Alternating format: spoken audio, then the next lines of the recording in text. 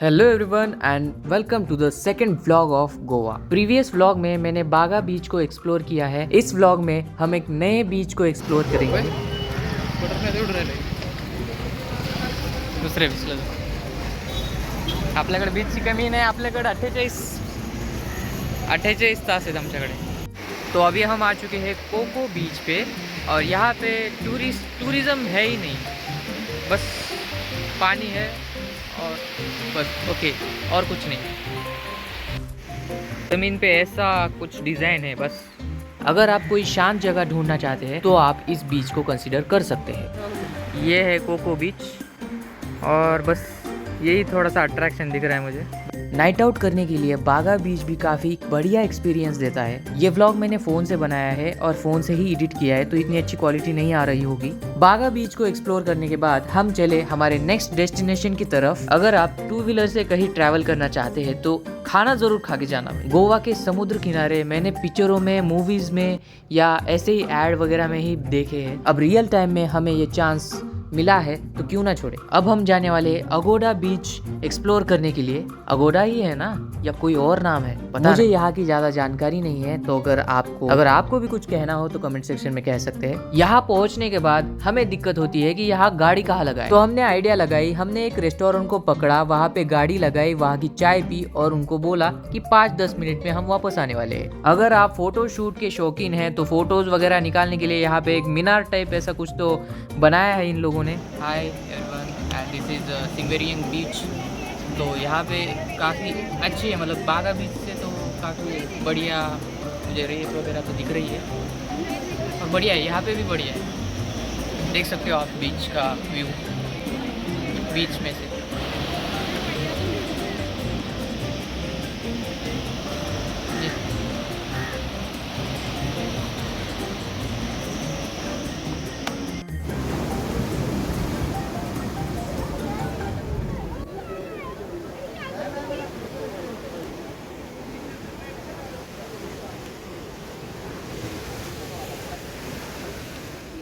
यहाँ से आगे बहुत सारे लोग फोटो शूट करा रहे थे और ज़्यादातर फैमिलीज वगैरह यहाँ पे ज़्यादा दिखी। मुझे पर्सनली ये बीच काफ़ी ज़्यादा सुंदर लगा क्योंकि यहाँ का एटमॉस्फेयर काफ़ी ज़्यादा पॉजिटिव वाइब देता है हमें। बहुत सारे नारियल के पेड़ और वहीं पे छोटे छोटे घर। हम बीच पे तो आ चुके हैं लेकिन हमें प्रॉपरली नाम ही नहीं पता है बीच का, आखिर ये कौन सा बीच है।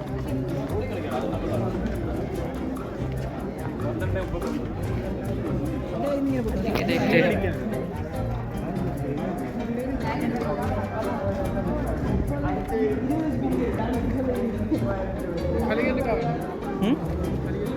खाली पण जाऊयात, पण सध्या अगोदर वरून व्ह्यू बघूयात कसं आहे।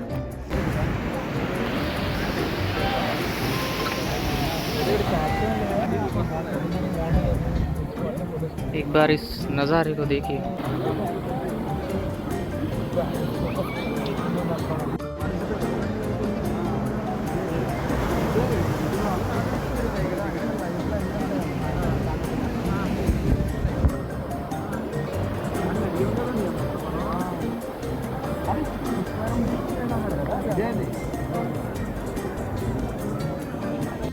अगर इस बीच का अगर देखें कंपैरिजन करेंगे तो ये भी उतना ही काफ़ी लंबा है वहाँ तक,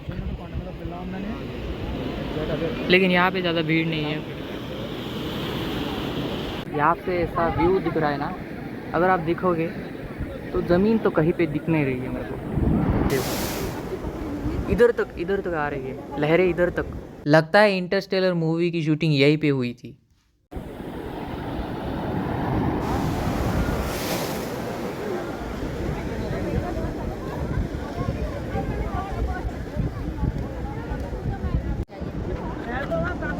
यहाँ पे कुछ ज़्यादा ही ऐसा सुकून सा लग रहा है, शांति है यहाँ पे।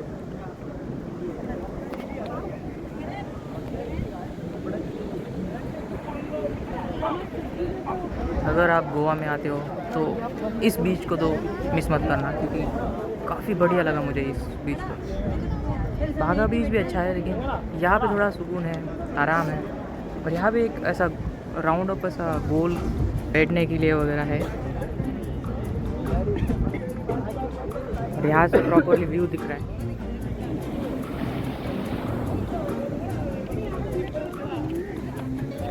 बागा बीच से कितना किलोमीटर होगा? हम कितने किलोमीटर अभी? 10 किलोमीटर। 10 किलोमीटर। अच्छा 10 किलोमीटर बस बागा बीच से, बस 10 किलोमीटर दूरी में ये भी एक बीच अच्छा है। इसका मैं यहाँ दो पे है, एक बीच है। हाँ इधर ये बीच है 9 किलोमीटर बागा बीच से, और एक फोर्ट है ना, फोर्ट है अंगोना फोर्ट भी है 10 किलोमीटर। यहाँ तक आ चुकी है लहरें।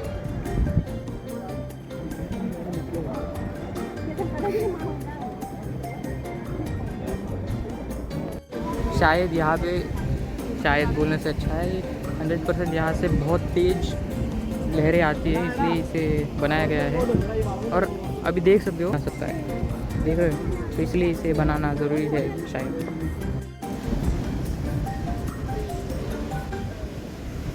ये ऊपर तक आएगी।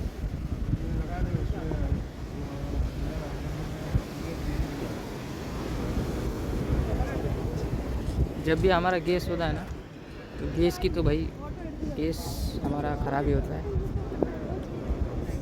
इसलिए हम कुछ नसीब के भरोसे नहीं रहते। ऊपर से तो इस बीच को हमने एक्सप्लोर कर दिया है, अभी हम नीचे जाके देखेंगे, इससे भी बढ़िया व्यू आपको दिखाएंगे। यहीं से कितना सुंदर दिख रहा है, देखो नीचे जाके आपको दिखाएंगे इसको।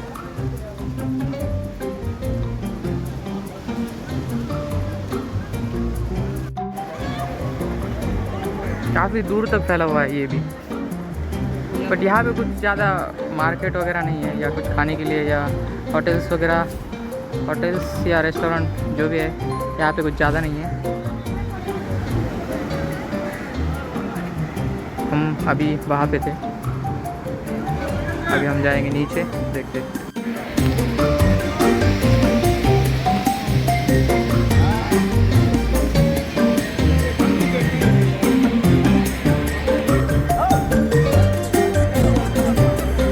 यहाँ से चल के जाएंगे, जितना होटल उतना चलेंगे।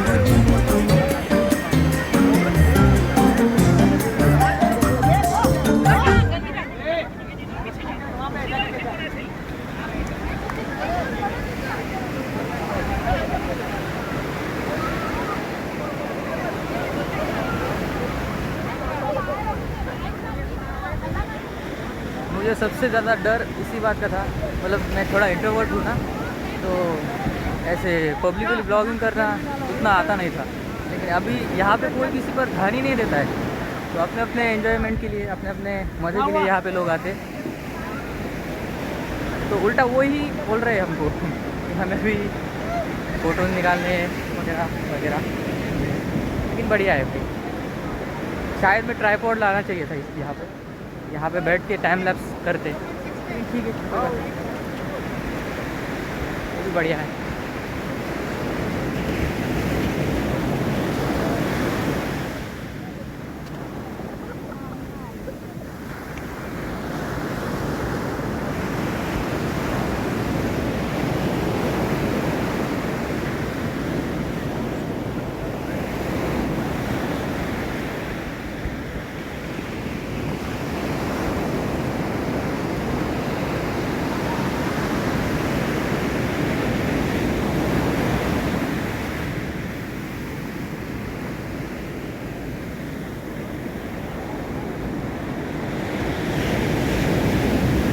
अगर आप आते हो तो सबसे पहले एक बात का ध्यान रखना, ज़्यादा अंदर नहीं जाना है, और हम इधर तक ही रुकेंगे, ज़्यादा दूर तक नहीं जाएंगे, क्योंकि हमें दूसरा भी स्पॉट करने हैं। तो यहाँ से अंदर तक नहीं जाना है, क्योंकि यहाँ पे कुछ ज़्यादा उतनी सेफ्टी नहीं लग रही, क्योंकि लहरें बहुत तेज़ है यहाँ पे, लहरें खींचती है बहुत, हमें अंदर तक खींचेगी तो भाई राम नाम सत्य हो जाएगा, बॉडी भी नहीं मिलेगी। थोड़ा सेफ्टी ध्यान रखेंगे तो।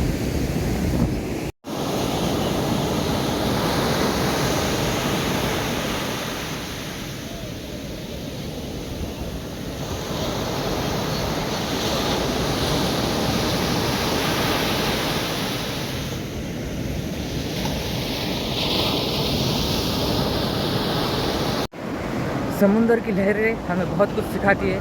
किसी महान आदमी ने कहा था जानबूझ के मैंने लहरों की रियल आवाज़ ही रखी क्योंकि आपको रियल एक्सपीरियंस होना चाहिए। समुंदर की लहरें जो होती है उनकी आवाज़ ज़्यादातर हम नहीं सुनते क्योंकि सैड सॉन्ग पीछे लगा रहता है।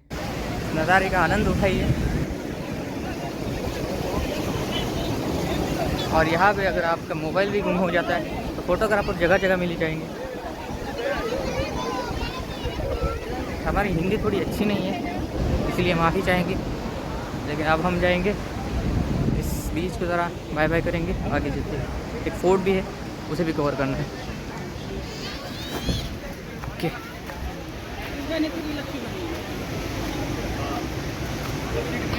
और एक सबसे ज़रूरी चीज़ जो मैं आपको अभी बताने वाला हूँ, सनस्क्रीन ज़रूर लेके आना क्योंकि बहुत जलन होती है भाई। पूरा ब्लैक टैनिंग वगैरह सब कुछ हो रखा है स्किन को, रेडनेस, नाक पूरा लाल, आंखें लाल, सब कुछ लाल। तो ये बहुत मतलब इचिंग भी करता है और ज़रा स्वेल भी हो जाता है कभी कभी।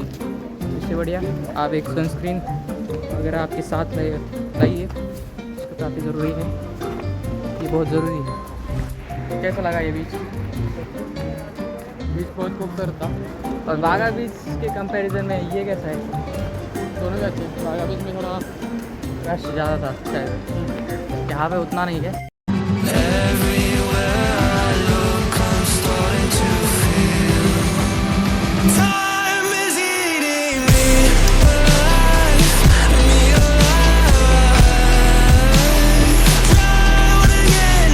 तो अभी एक फोर्ट बाकी है, वो फोर्ट देखेंगे और फिर निकलेंगे। इतनी बढ़िया गोवा ट्रिप अभी तक ना, और मुझे बताना कि आप भी यहाँ पे आ चुके हो या आपका कैसा एक्सपीरियंस रहा कमेंट सेक्शन में। कमेंट सेक्शन खुला है तो यहाँ पे गाड़ी लेके आने में 25 रुपीज़ या 50 रुपीज़ लेंगे आपसे, और फोर्ट का अलग से टिकट लेता है। तो उस बीच से ये 1 से 2 किलोमीटर ही है शायद, ठीक है। अभी हमारी जो बाइक है उसका सामने वाला जो टायर है वो पंक्चर हो चुका है और पेट्रोल भी ख़त्म हो चुका है। जो होगा देखा जाएगा आगे।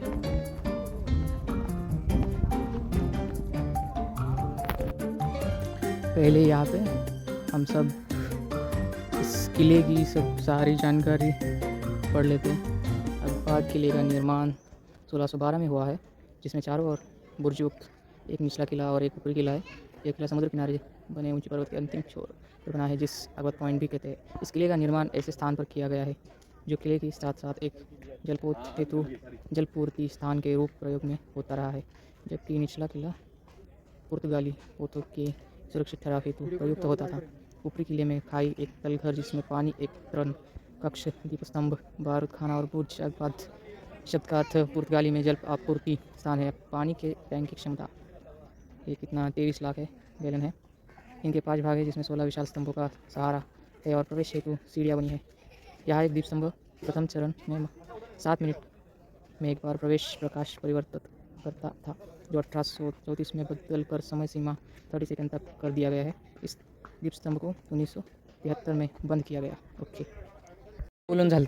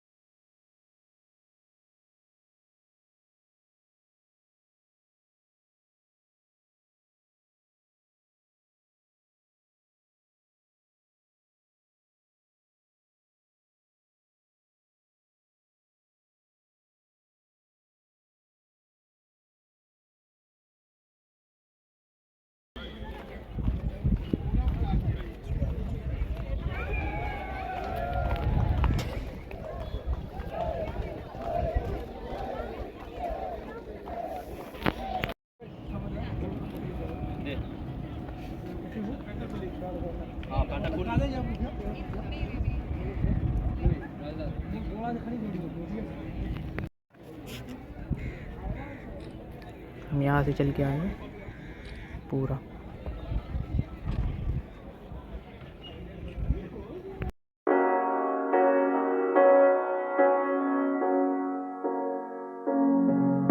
The seasons come and go like thoughts of you. Like a wave returns to the sea into the blue. They change but in a cycle that I can't lose. Each painful but delightful to live through. You came into my life just like another season. Not for long, just a time. Just like another season. Maybe this time next year you'll reappear for no reason. But I'll cherish every day until you come my way this season.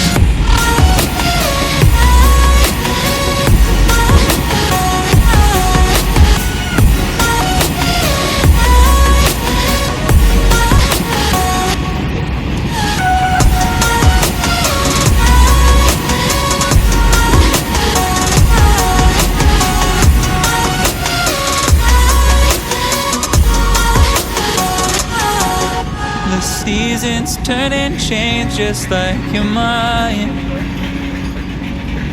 Like the sun gives into the moon, into the night.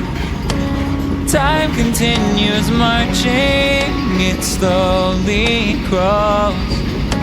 With each new one starting, I recall